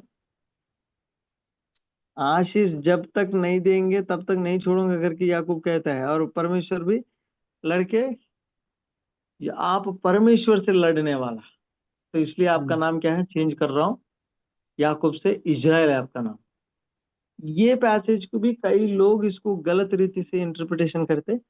सही इंटरप्रिटेशन, सही व्याख्या क्या है, आप लोग मुझे नेक्स्ट क्लास में बताना। नेक्स्ट क्लास में जो दूसरा किताब लूंगा, तो याद रखना ये संघर्षण क्या है, वो किन से लड़ा, आशीष माने क्या चाहिए उनको। माने अब देखो, आशीष माने ऑलरेडी इतना भीड़ बकरी है, इतना पत्नियां हैं, एक जिल्फा उल्फा भाई साहब कितना लोग हैं, जिल्फा उल्फा लिया राहेल, इतनी पत्नियां हैं, दास दासी लोग हैं, भेड़ बकरी हैं। इतना होने के बाद फिर आशीष क्या चाहिए इनको, सब सेटल हो गए, बूढ़ा मतलब उम्र तो बढ़ गया काफी, बच्चे बच्चे हो गए इनको, और क्या आशीष चाहिए, रात को क्यों लड़ने के लिए गया। ये मेरा प्रश्न है। आप ये आपके लिए होमवर्क है। नेक्स्ट क्लास में मैं निर्गमन किताब पढ़ाने के समय पर आपको पहले ये प्रश्न पूछ के आगे बढ़ेंगे, ठीक है। और आगे बढ़ेंगे। अब उसके बाद जो है 32 अध्याय में क्या लिख रखा है, 32 अध्याय में क्या है, तो 31 अध्याय में लाबान के द्वारा याकूब की पीछा करना होता है। और उसके बाद क्योंकि उनको मूर्तियां उठा के ले गए करके पापा को गुस्सा आता है, और तो बिना भूल के कुछ उनको उनको भी वो भी नहीं छोड़ना चाहते लाबान। तो उसके बाद याकूब और लाबान के बीच का संधि होता है, और 32 अध्याय में एसाव से मिलने के लिए तैयारी होता है, और याकूब का मलयुद्ध होता है। यही मलयुद्ध के बारे में मैंने पूछा, ठीक है। और उसके बाद 35 अध्याय में 35 अध्याय में क्या है, याकूब का बेतेल में ठहरना, बेतेल में याकूब को आशीष मिलना, ठीक है। वो आशीष क्यों मांगा उन्होंने मलयुद्ध में, आप देखना एक बार कौन सा अध्याय, ये कहाँ चले गए, हाँ 32 अध्याय 22 से लेकर रहता है, ठीक है। आप आपके लिए होमवर्क।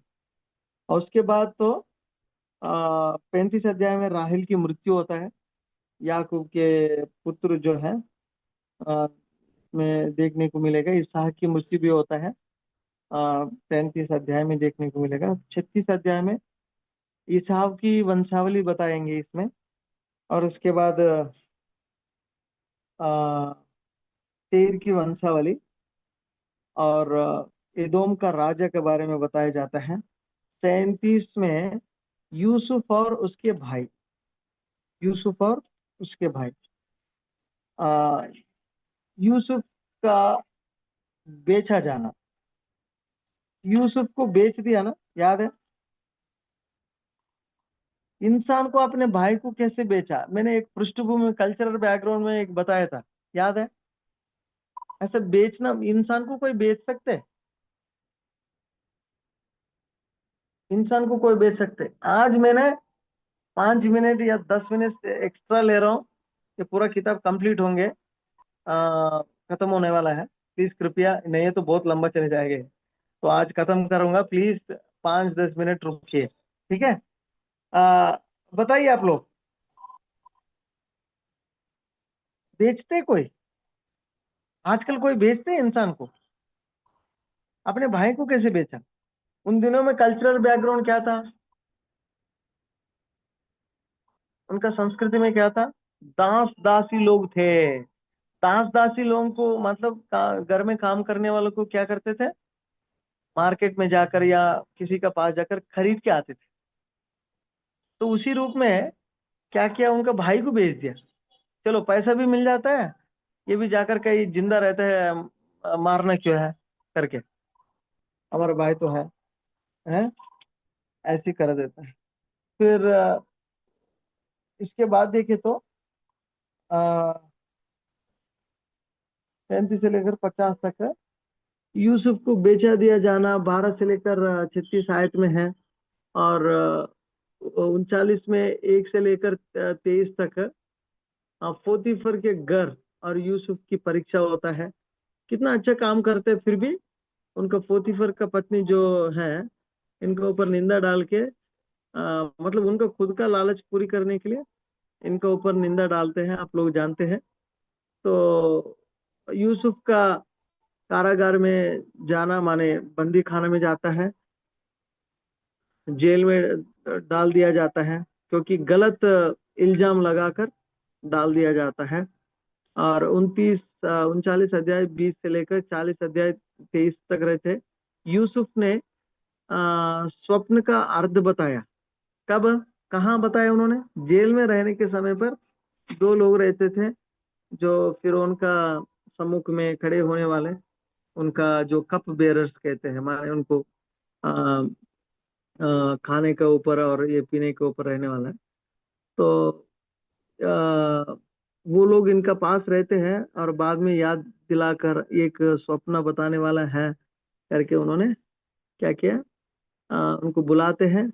और ये अर्थ बताने के बाद क्या होता है, बहुत अचंभा होकर फिरौन राजा ने, फिरौन है ना, फिरौन राजा, मतलब हम लोग जो क्या कहते हैं भारत में राजा कहते हैं, मिस्र देश में फिरौन कहते हैं। फिरौन एक टाइटल है राजा का, जैसा हमारा भारत देश में राजा बोलते हैं, ऐसे मिस्र देश में फिरौन बोलते, ठीक है? फिरौन का स्वप्न और यूसुफ की बुद्धि। और उत्पत्ति किताब 41 अध्याय 37 से लेकर 56 तक देखेंगे। और अकाल आएंगे, अकाल की भविष्यवाणी होता है। और अ, अ, भंडार मतलब कैसे इस अनाज को इकट्ठा करना है और उसको कैसे संभालना है, सब चीज बताए जाते हैं। यूसुफ के भाई मिस्र में आते हैं वो लोग, क्योंकि वहां अकाल पड़ता है। अकाल पड़ने की वजह से कानान देश में उनका पिता था, उनके सारे भाई लोग थे, बहुत साल हो गए हैं। तो अकाल पड़े तो यहाँ तो बहुत कुछ है खाने के लिए, क्योंकि ये संभाल के रखा। तो उनके यहाँ यूसुफ का भाई लोग यहाँ आते हैं, 42 अध्याय में देख सकते हैं। और बाद में यूसुफ के भाइयों को परखता है वो, आपको पता है ना ऑलरेडी, परखता है। परखने के बाद तो बहुत दुखी होता है, छोटा भाई को लेकर आओ, आपको उनको धमकी देता है, ऐसे जानबूझ के देता है। तो छोटा भाई कौन है बताते? छोटा भाई कौन है, सबसे छोटा कौन है इनसे छोटा? बेंजामिन। हाँ, बेंजामिन, बेन्यामीन। बेन्यामीन को लेके आने के लिए बोलता है, उनको गले लगा कर रोता है और बाद में सारी चीज बताता है। वो बताने के समय पर एक बड़ा लास्ट में एक स्टेटमेंट देता है, वो स्टेटमेंट पढ़ना आप लोग। याकूब और परिवार को मिस्र बुलाते हैं, और मिस्र बुलाने के समय पर हमने बुरा किया करके बोलते हैं, फिर भी एक यूसुफ ने एक स्टेटमेंट देता है, क्या है वो? 50 अध्याय 20 आयत में पढ़ना, 50 अध्याय 20 आयत में पढ़ना, पढ़ना खोल के। जी, 1 मिनट में। यद्यपि तुम लोगों ने मेरे लिए बुराई का विचार किया था, परंतु हाँ परमेश्वर ने इसी बात में भलाई का विचार किया, जिससे हाँ वह ऐसा करे जैसा आज के दिन प्रगट है, कि बहुत से लोगों के प्राण बचे हैं। हाँ, मतलब ये परमेश्वर का पहले से योजना है। मतलब ऐसे बेचा जिया दाना, मतलब यूसुफ को बेचे तो उनका परिवार में कितना शोक होते हैं क्या? आप खुद सोच लीजिए, आपका परिवार में किसी को बेचा आपने, जो बेचा गया, मतलब वो जाने के समय पर कैसे कितना, कैसे दिल से जाते हैं, आप भी कैसे बेचेंगे। और दूसरा, उसके बाद जो है वहां किसी देश पे जाकर वो गुलामी में कुछ काम कर रहे हैं, आप जो भी बोले तो वो कर रहे हैं, फिर इल्जाम लगाए जा रहे हैं, जेल में डाल दिया जा रहे हैं, और परेशान किया जा रहा है। और उसके बाद जो है, बाद में पता चला वो क्या बन गए वो, फिर उनका नीचे सब काम करने वाले सब वही करते, मतलब एक प्रधानमंत्री कर लो जैसा, प्रधानमंत्री जैसा, प्रधानमंत्री जैसे सब कुछ काम वही करता था, जस्ट फिर आके खा के पीते चले जाते बस। मतलब आ, जब पहले पहले दिनों में यूसुफ को क्या लगे होंगे पता नहीं हमको, लेकिन जहां पे भी जाए ईमानदारी से रहता था, और पवित्र रीति से रहता था, काम करता था, क्रिएटिवली काम करता था, परमेश्वर के लिए जीता था। ठीक है। और लास्ट में उन्होंने उनका स्टेटमेंट देखना, सेम यूसुफ का जगह में आप रहकर आप सोच लीजिए, आपका मुंह से क्या उत्तर निकलेगा? मुझे बेच दिया आप लोगों ने, रुक जाओ, एक एक टांग तोड़ दूंगा मैं। या आप लोगों ने ऐसे ऐसे काम किया मेरे जीवन में, इतना सत्यानाश किया, ये किया वो किया। चाहे भले प्रधानमंत्री होने के बाद भी इतना भयंकर बोलते हैं। हमारा अंदर एक प्रकार की नफरत रहता है, हमारा अंदर एक प्रकार की एक क्या कहते हैं, जलन या बदला लेने का एक चीज रहता है अंदर, दिल में छुपे हुआ, मतलब कोने में छुपा हुआ चीज रहता है हमारे दिल का अंदर गहराई में। लेकिन वो चीज नहीं रखा यूसुफ ने। परमेश्वर का योजना को समझने वाला क्या बोलते हैं पता है? आपने बुराई किया, तुमने बुरे के विचार के लिए नहीं, वास्तव में परमेश्वर ने हमारा भलाई के लिए सारे चीज योजना बनाए। देखो, ऐसे स्टेटमेंट तो यूसुफ बोलने के समय पर मुझे डाइजेस्ट नहीं हुआ, पता है ऐसे कैसे बोल सकते हैं यूसुफ? कितना दिल होना चाहिए, और कैसे प्यार करने वाला होना चाहिए। ये सारे कहाँ से होता है? जो परमेश्वर को योजना को समझते हैं, परमेश्वर को जो समझते हैं, और उन्हीं लोगों के पास ऐसा चीज रहता है। याद रखना, ये परमेश्वर ने यूसुफ को वहां लेके आके, और वहां कानान में अकाल आने के बाद याकूब का पूरा संतान कितने लोग आए थे? कितने लोग आए थे? याद रखना, ये यहाँ से आ गया था। देखना, देख रहे हैं आप 70। लोग? ये कानान देश से, ये कानान देश से, ये यहाँ से अनाज के लिए यहाँ तक आए ये लोग। यहाँ तक कहाँ तक? गोशेन देश तक, माने ये जो मिस्री देश का हिस्सा है। मतलब इधर हरियाली ज्यादा रहता है, खेती बाड़ी होता है, भेड़ बकरी चरा सकते हैं, और पानी भी रहते हैं, इसलिए हम यहाँ रहेंगे करके फिर उनको विनती करे तो यूसुफ ने बताया तो ठीक है, आपको जहाँ लगे वहाँ अच्छे से करो, और आपके लिए और अच्छा है, मैं देता हूँ करके उन्होंने दे दिया। तो यहाँ गोशेन देश में रहकर 70 लोग आया था। 400 साल के बाद कितने लोग बन गए? 20 लाख से ऊपर हो सकता है। 20 लाख लोग, 20 लाख लोग 400 वर्ष के बाद। 400 वर्ष क्यों रहा ऐसा? मिस्र देश क्यों गया? और ये फिर वहां से छुड़ा कर क्यों आया? क्योंकि अब्राहम से वायदा किया। ऑलरेडी परमेश्वर ने पहले प्लान किया कि आपका जो संतान को मैं वहां ले जाऊंगा मिस्र देश। क्यों ले जाएंगे पता नहीं, अब पता चल गया ना। अच्छा, अकाल आएंगे इसलिए चले गए। हाँ, वहां जाने के बाद वो फूलेंगे फलेंगे ना। हाँ, फल गए। लेकिन यूसुफ मरने के बाद इनका ऊपर और भयंकर रीति से गुलामी बन गए लोग। और तब 400 वर्ष के बाद परमेश्वर इनका अपने योजना के अनुसार, वायदा के अनुसार 400 वर्ष पूर्व होने के समय पर मूसा को चुनकर और इनको कानान ले जाता है। मूसा को चुनकर कानान ले जाना, जो सफर को है ना, उसको कहते हैं निर्गमन, वहां से निकलना, निर्गमन। तो निर्गमन का किताब देखने से पहले थोड़ा से एक और बार वो रिव्यू, इसका क्या कहते हैं इसको, ये देखेंगे। देखना इधर, इस पूरा किताब में की वर्स क्या है, कोई बता सकते हैं? इस सारे किताब में एक की वर्स रहता है। की वर्स माने मुख्य पद। पढ़ना कोई 12:2-3। मैं तुझसे एक बड़ी जाति बनाऊंगा और पृथ्वी के सारे कुल तेरे द्वारा आशीष पाएंगे। तो ये इसका मतलब क्या होता है? इसको क्यों की वर्स लेना, बता सकते हैं आप लोग? यीशु ओके, मसीह के आने 2-3 की स्लाइड प्रतीक। जल्दी जल्दी। हाँ, बोलिए बोलिए। यीशु मसीह के आने की प्रतिज्ञा। हाँ, माने क्या बोलना चाह रहा पता है? आपको एक बड़ा जाति बनाऊंगा और पृथ्वी के सारे कुल तेरे द्वारा आशीष पाएंगे। माने अब्राहम का संतान को बढ़ाकर एक देश दे के उस देश के द्वारा यीशु मसीह आएंगे, यीशु मसीह के द्वारा उद्धार सारे मानव जाति को मिलेंगे। ये कहना चाह रहे हो? मतलब यीशु मसीह के बारे में वो वायदा है। तो इसलिए इस पूरा किताब में मुख्य पद, आप कभी भी सर्वे करने के समय पर एक किताब का कीवर्ड्स क्या है पकड़ना चाहिए। कीवर्ड्स पकड़ना बहुत इंपॉर्टेंट है।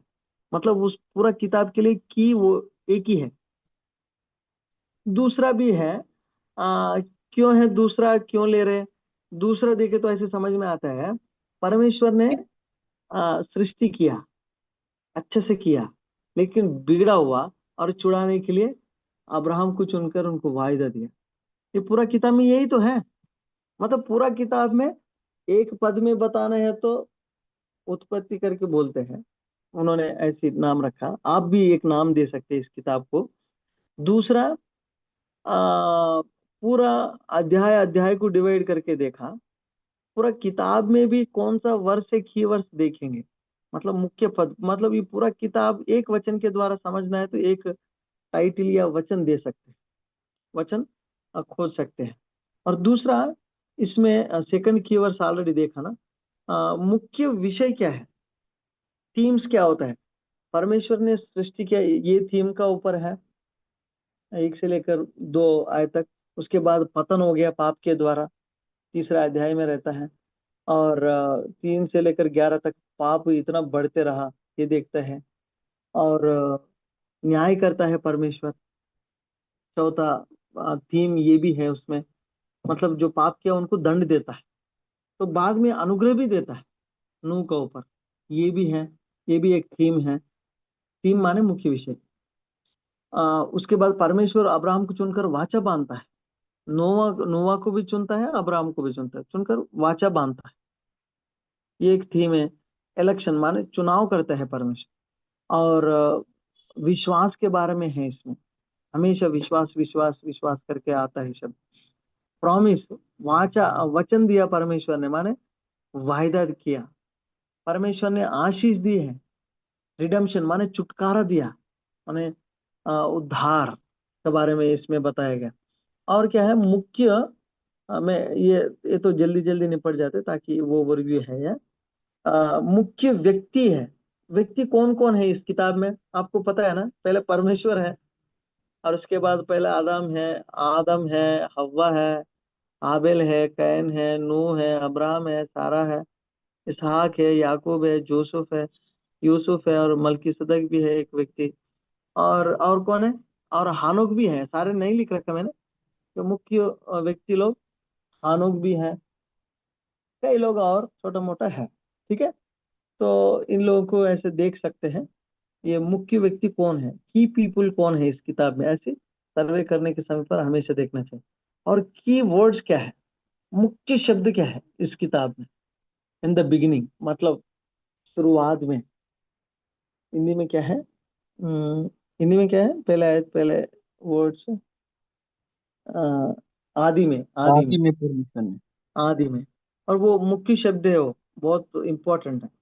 और परमेश्वर ने सृष्टि की, ये बनाया, वो बनाया, ये शब्द है। आशीष दिया उन्होंने, कई बार आशीष आशीष शब्द दोहराते। वाचा का शब्द सुना हमने। सीड माने संतान, वंश करके, वंश के बारे में सुनते कई चीज। प्रॉमिस, प्रतिज्ञाएं दिया परमेश्वर ने। विश्वास के बारे में और धार्मिकता के बारे में, पीढ़ियां के बारे में, जीनियोलॉजी माने वंशावली के बारे में है। देश, लैंड में देश दूंगा, देश दूंगा, देश दूंगा करके बोला परमेश्वर ने। तो ये मुख्य शब्द है, इसका ऊपर ही चलता है पूरा किताब, है ना। उसके बाद देखे तो इस किताब में परमेश्वर का गुण क्या क्या दिखाई दे, बहुत सारा जगह में दिखाई देता है। तो कुछ कुछ इकट्ठा करके रखा मैंने, सारे नहीं रखा, ठीक है। परमेश्वर का गुण क्या क्या दिखाई दे? परमेश्वर सृष्टि करता है, परमेश्वर सार्वभौमी है। हमको पता चलता है कि सारे ब्रह्मांड को सृष्टि करके छोड़ के नहीं चला, छोड़ दिया नहीं। उसका पालन पोषण भी सब चीज का ऊपर नियंत्रण है, इसलिए वो सार्वभौमी है। परमेश्वर पवित्र है, इसलिए दंड देते हैं। न्याय करने वाला है, जरूर दंड देने वाला है। प्रभु दया करने वाला भी है, 3 अध्याय 21 आयत में देखते हैं। और परमेश्वर अनुग्रह भी देने वाला है, नूह के ऊपर अनुग्रह किया। परमेश्वर विश्वास योगी परमेश्वर है, जब बोले तो एक वायदा दे तो जरूर करेंगे। परमेश्वर सर्वशक्तिमान है, उनके जैसे शक्ति किसी के पास नहीं है, क्योंकि सारे ब्रह्मांड को बनाए तो सब कुछ चला रहे। ऑमनिशेंट, सर्वज्ञ है परमेश्वर को। सब पता है। देखो 400 वर्ष साल के बाद भी क्या होने वाला ऑलरेडी अब्राहम को बताया है कि नहीं। वो सर्वज्ञ है, भूत वर्तमान भविष्य काल सब जानते हैं। परमेश्वर को भूत वर्तमान भविष्य काल नहीं रहते, हमको है, ठीक है। परमेश्वर दाता है, हमेशा प्रोवाइड करने वाला है, उनका गुण है वो। परमेश्वर न्याय करने वाला है, ऑलरेडी ये आ गया, ऑलरेडी दंड दिया हुआ। परमेश्वर वाचा बांधने वाला है, वाचा बांध कर कभी नहीं तोड़ेंगे। एक बार बोलेंगे तो अब वो ही बोलेंगे, अब वो खुद करेंगे, जरूर वाचा बांध कर उसको पूरी करना है। लास्ट में उनका गुण ये देख सकते हैं इस किताब में, रिडीमर, उद्धार करता है। इस किताब में दो महत्वपूर्ण बात बहुत इंपॉर्टेंट है। मनुष्य पाप किया, परमेश्वर छुटकारे के लिए योजना, और पहला सुसमाचार उत्पत्ति किताब में बोला गया, ठीक है। आप स्त्री संतान के द्वारा आपका संतान को वो कर दूंगा करके बोला परमेश्वर ने। तो मनुष्य का स्वभाव क्या दिखाई देता है इस किताब में, सारे देखना। आ, मनुष्य का स्वभाव परमेश्वर ने अपने स्वरूप और समानता में बनाया, बहुत कुछ, सब चीज अच्छा बनाया। फिर क्या हुआ? स्वतंत्र दिया परमेश्वर ने, तो क्या हुआ? ये अच्छे गुण था, और बुरे गुण भी थे इसी किताब में। केवल इसी किताब में 2 प्रकार के गुण रहता है, पहले का गुण और बाद में गुण। पाप हो गया, और पाप के बाद क्या क्या हुआ? बहुत कुछ हो गया। पूरा तरह प्रभावित होकर पाप के द्वारा घमंड आ गया, भय आ गया, लज्जा आ गया, विद्रोह कर दिया, हिंसा कर दिया, अपने भाई को मारा, कई चीजें हुआ। तो मनुष्य का स्वभाव भी इस किताब में कैसे है ये भी देखने को मिलता है। ये भी अभी ऐसे देख, इस किताब में यीशु मसीह के बारे में है। हाँ है। कहाँ है? उत्पत्ति किताब 3 अध्याय 15 आयत में बोला परमेश्वर ने, स्त्री का वंश के द्वारा, आ, आ, स्त्री का कोई पढ़ सकते हैं? ये इंपॉर्टेंट है। 3 अध्याय 15 आयत पढ़ना है, उत्पत्ति किताब। हो गया मेरा, बस हो गया। हाँ बताइए, 2 ही स्लाइड है, चिंता मत कीजिए। एक बार लेट हो गया, माफ कीजिए मुझे, ऐसे होता तीन है का एक। 3 का 15। हाँ हाँ, 3 का 15। और मैं तेरे और इस स्त्री के बीच में और तेरे वंश और इसके वंश के बीच में बैर उत्पन्न करूंगा, और तेरे सिर को कुचल डालेगा और तू उसकी एड़ी को डसेगा। हाँ, इसका मतलब किसके बारे में बोला जा रहा है? First gospel in this genesis book, मतलब पहले जो सुसमाचार है यही प्रचार हुआ। परमेश्वर ने खुद बोला वहां शैतान से, स्त्री का संतान के द्वारा कुचल दूंगा। स्त्री का संतान कौन है? प्रभु यीशु मसीह कन्या मरिया गर्भ के द्वारा जन्म पाना है, मतलब स्त्री है ना वो भी, तो याद रखना। और दूसरा उत्पत्ति किताब 3:21 में उनको क्या किया? उनको कपड़ा चाहिए तो एक बेड को काट के उनको ये क्लॉथ पहनाया। इसको टाइपोलॉजी कहते हैं। वो तो डायरेक्ट प्रॉफिटिकल मैसेज है। आप ध्यान से सुनिए, यीशु मसीह के बारे में लिखा गया माने यीशु मसीह के बारे में लिखा गया करके तुरंत तो नहीं बोलना। वो कौन सा चीज है, किस अलंकार रूप में बात किया, वो बोलना चाहिए। वो पहले क्या था? डायरेक्ट प्रॉफिटिक मैसेज है, वो मैसेयानिक मैसेज है, माने यीशु मसीह के बारे में प्रोफेसी है, वो भविष्यवाणी है। दूसरा क्या था? तीसरा अध्याय 21 आयत में ये टाइपोलॉजिकल मतलब फोर शैडोइंग, माने टाइपोलॉजी। टाइपोलॉजी की क्या कहते हैं? चिन्ह कहते हैं ना, क्या कहते हैं? उस टाइप की, उस टाइप रूप में बताए गए चीजें, ठीक है?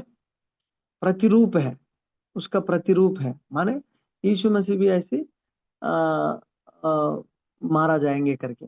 ये भी एक टाइपोलॉजी है। उत्पत्ति किताब 4:4 में एक टाइपोलॉजी है। जो हाबिल सैक्रिफाइस करते हैं ना, हाबिल जो है बेट चढ़ाते हैं, बलिदान देते हैं। और उत्पत्ति किताब 6 से 9 तक एक टाइपोलॉजी रहता है। नूह को परमेश्वर ने क्या किया? बचाया पानी से। तो इधर देखना, इधर इधर राइट साइड आपको दिखाई देंगे नया नियम में कब पूरी हुआ, सब कब ये भविष्यवाणियां या ये प्रतिज्ञा है कब पूरा हुआ, ये भी है, ये भी है। तो ये टाइपोलॉजी है। तो इसलिए पहले पत्रस और मत्ती सुसमाचार और हेब्रानी किताब पढ़े तो हमको समझ में आता है। और जेनेसिस में भी 14 अध्याय 18 से 20 में भी टाइप ऑफ क्राइस्ट, माने मलकीसेदक के बारे में क्यों बोल? मलकीसेदक ही मसीह नहीं है, ये टाइपोलॉजी है, ये टाइप ऑफ क्राइस्ट, माने ऐसा दिखाई देता है। आपका शक्ल चांद का जैसा है, चांद नहीं है ना, सेम ऐसे है। मलकीसेदक के बारे में इसलिए बोला गया, उन दिनों में था वो, लेकिन ज्यादा उनका मम्मी पापा के बारे में नहीं लिखा कि इसलिए उनका संतान नहीं करके लिखा गया। इसका मतलब पूरा संतान ही नहीं है, नहीं। हाँ, मतलब उनका मम्मी पापा नहीं है कर बोला था ना, इसका मतलब उनका मम्मी पापा के बिना कैसे आ सकते व्यक्ति? मतलब उनका नाम का जो अर्थ है शांति का राजा, और शालेम का राजा, शांति का राजा करके आता है। तो इसका मतलब वो खुद यीशु मसीह नहीं है। यीशु मसीह भी ऐसा रहता है। और दूसरा, ये तो मलकीसेदक शालेम का राजा है, वो तो अनंत काल का राजा है यीशु मसीह। तो इसलिए वहां पढ़ेंगे, पढ़े तो मिल जाते हैं आपको। इसहाक का जो बलि देना, ये भी एक टाइपोलॉजी है। ये भी यीशु मसीह का योजना के बारे में बोलना चाहिए। वहाँ बेड़ को बलिदान देना कैसे? जो इसहाक को हटा के बेड़ को देते बलिदान, माने इसहाक बलिदान नहीं होंगे लेकिन बेड़ बलिदान हो रहे, माने इसहाक नहीं है, यीशु मसीह होंगे। टाइपोलॉजी है। और 28 अध्याय में भी टाइपोलॉजी रहता है। और 37-50 में भी, 39 में भी, 49 में भी रहता है। तो ये सारे चीज है। और उसके बाद जो है ये चीज मुख्य वाचा है। क्या क्या वाचा बांधा इस किताब में? पहले सृष्टि से परमेश्वर ने बोला अधिकार चलाओ, और आदम से बोला, एक वाचा बांधा। कैसे? ये स्त्री का संतान से मैं कुचल दूंगा। और नोवा से एक वाचा बांधा, मैं अभी फिर नाश नहीं करूंगा। अब्राहम से एक वाचा बांधा, आपका जाति बढ़ाकर सारे जातियों को आशीष दूंगा। इसहाक के वाचा बांधा, वही जो अब्राहम को किया उसी को मजबूत किया। याकूब से जो वाचा बांधा, जो जो जो प्राचीन से जो वाचा है उसी को, ये तीन को एक ही जैसा है। बाकी थोड़ा सा ऊपर अलग अलग दिखाई देता है। हो गया, ये लास्ट है। एप्लीकेशन इसमें, इस पूरा किताब के द्वारा हम क्या सीखने को मिलता है? परमेश्वर सृष्टि करता है, पाप हमारे जीवन में विनाश नाश लेकर आता है, आज्ञाकारिता आशीष लाती है, ओबीडियंस ब्रिंगिंग द ब्लेसिंग्स। क्या है? विश्वास परमेश्वर को प्रसन्न करता है। विश्वास के द्वारा धर्मी ठहराया जाता है। वास्तव में परमेश्वर प्रतिज्ञा निभाता है। जब एक बार वायदा दे तो जरूर परमेश्वर पूरा करने वाला। परमेश्वर इतिहास का स्वामी है, वो खुद रचने वाला है इतिहास। क्षमा संबंधों का पुनर्स्थापित करती है। फॉरगिवनेस माने क्षमा करना, क्षमा मांगना, ये सिखाता है ये किताब। परमेश्वर की व्यवस्था पर भरोसा रखना माने परमेश्वर दाता है, वो हर चीज प्रोवाइड करता है करके हम विश्वास रखना चाहिए। परमेश्वर योजना वो सृष्टि करता है, पाप नाश करेंगे, आज्ञाकारिता भलाई है हमारे जीवन के लिए। विश्वास के द्वारा प्रसन्न होता है परमेश्वर। परमेश्वर अपनी योजना के अनुसार अपने इकलौता बेटा को भेजने के लिए उत्पत्ति किताब में सारी योजना बताए। सारी चीजें हमारे जीवन के लिए लागू कर सकते हैं। ठीक है, थैंक यू सो मच। बहुत समय लिया, तो आज इस किताब खत्म हो गया। तो हम नेक्स्ट वीक हम क्या करेंगे? नेक्स्ट वीक हम निर्गमन का किताब देखेंगे। तब तक नेक्स्ट वीक एक असाइनमेंट सबमिट करना, पूरा उत्पत्ति किताब का सर्वे। आप लोग 3-4 पेज भी लिख सकते, कोई बात नहीं, अच्छे से लिखना। उसका ऑथर कौन है, उसका किताब का नाम क्या है, उसके बाद सारी चीज डिटेल्स लिखना। कीवर्ड्स और थीम्स क्या है, उसका जो पृष्ठभूमि क्या है, ऐतिहासिक, कल्चरल, और उसके बाद में रूपरेखा। ये सारी चीज बाइबल सर्वे में आता है। और लास्ट में लागूकरण भी लिखना, इस किताब से हम क्या सीख सकते हैं, तो लागूकरण भी लिखना। ऐसे करके असाइनमेंट सबमिट कीजिए। मैं असाइनमेंट भी मैं भेज दूंगा। ठीक है, भैया थैंक यू। नॉर्मल कॉपी में लिख सकते हैं या फिर अलग से फाइल मतलब बनाना है, जैसे